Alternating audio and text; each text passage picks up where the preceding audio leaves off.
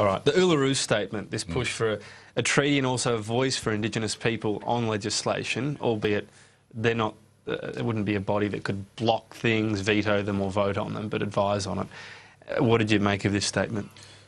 I'm fundamentally opposed to anything that distinguishes between Australians on the basis of race, whether it's good, bad or indifferent.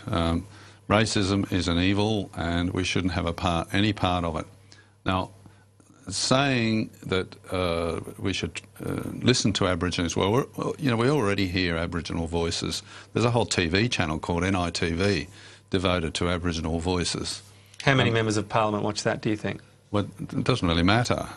You know, how many are going to listen to this body that they're talking about? Well, they'd have a much bigger platform, wouldn't they? Well, in any case, what's different about a black voice than a brown voice or an Asian voice or a white voice? That's my problem. We are all Australians. Now, my concern is this.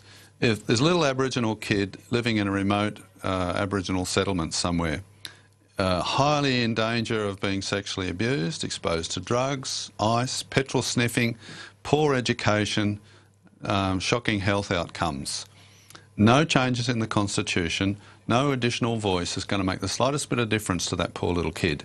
That's what concerns me. Now, and if it was a white kid that was in that environment, we'd say, get him out of there, get him into an environment where he's safe, put him into school, look after him.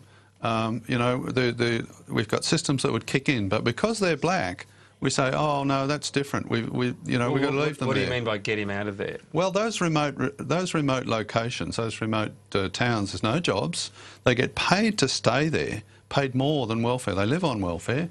They get paid more welfare to stay there. They're dysfunctional, and they shouldn't exist. They're like living museums. The Uluru statement, as it is, obviously you're opposed to both elements of it. Is this something you will campaign vocally about? You'll simply oppose? I oppose racism in all its forms.